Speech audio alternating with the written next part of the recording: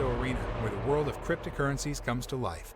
We bring you the latest news, expert insights, and educational content that will help you master the crypto games. Engage with our community, and let's build a brighter, crypto-informed future, one video at a time.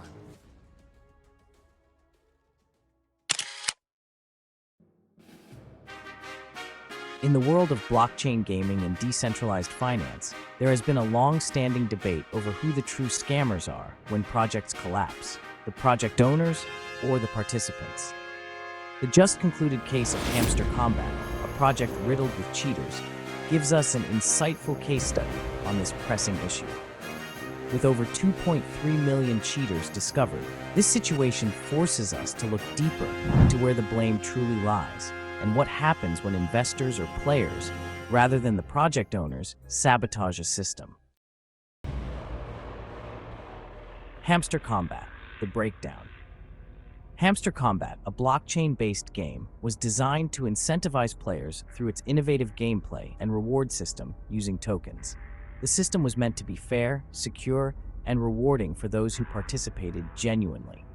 However, the discovery of widespread cheating revealed how the players, those the system was supposed to benefit, became its greatest threat. Out of the 2.3 million cheaters flagged by the project's anti-cheat algorithm, one individual alone connected over 400 different accounts to a single Binance address. Another investor recruited over 2,000 friends, all of whom were quickly flagged by the system's algorithm.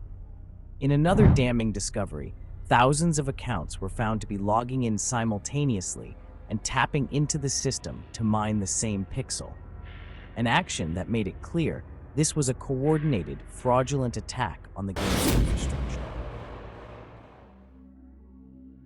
The impact of what 6.8 billion tokens would have caused.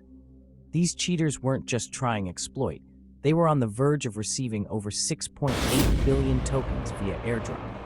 If these actions hadn't been detected, the consequences for Hamster Kombat would have been devastating. The inflated token supply, manipulated by fraudulent players, would have caused massive devaluation. The game's in-game economy would collapse under the pressure of hyperinflation, rendering legitimate users' tokens worthless and permanently damaging the reputation of the project. A flood of these tokens into the market would have led to a downward spiral in token prices, damaging investor confidence and forcing a liquidity crisis. Those who played by the rules would have lost their invested time, energy, hopes, etc., and the project itself might have folded under accusations of being a scam. Project owners versus investors, who is to blame? Interestingly, the Hamster Kombat case illustrates that in this instance, the project owners meant well from the very beginning and were ready for the challenges ahead. They implemented an anti-cheat system and acted to detect and thwart malicious behavior. Yet, the players, those whom the system was built to reward, became the very reason the project faced potential collapse. This raises a key question: who is the real scammer in these situations? Historically, when projects fail, especially in blockchain ecosystems, the default assumption is that the project owners are responsible. However, the case of Hamster Kombat shows that participants can equally be at fault. By exploiting vulnerabilities and engaging in fraudulent activity, these participants attempted to hijack the project for personal gain, with no regard for the damage they would cause to the broader ecosystem or to other time investors, participants. This does not mean that project owners are always innocent, nor that all players are fraudulent. There have been countless projects where the developers were the true scammers, disappearing with funds or manipulating token prices. However, the Hamster Kombat situation shows that players too can orchestrate large-scale frauds that can jeopardize the health of a project. A widespread problem. Hamster Kombat is just one case among hundreds of blockchain projects that have been accused of being scams, peddled by the vast majority of the scammers' cheaters themselves when things go wrong.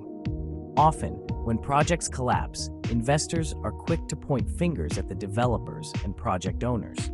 But as this case illustrates, sometimes the players and investors themselves are the ones who compromise the system. Had the Hamster Kombat anti-cheat system not flagged the suspicious activity, the game likely would have collapsed under the weight of token hyperinflation and fraudulent behavior.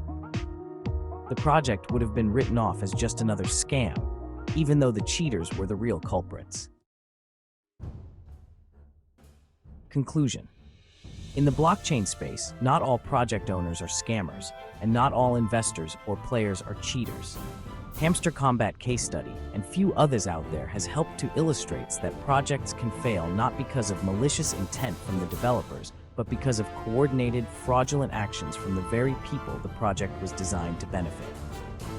The lesson here is clear. In decentralized ecosystems, both project owners and participants bear responsibility for the success and integrity of the system.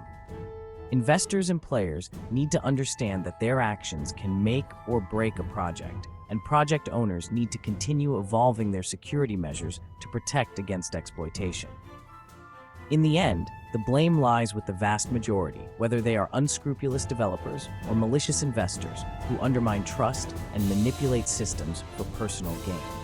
As the Hamster Kombat case shows, preventing exploitation is key to ensuring the long-term viability of decentralized projects.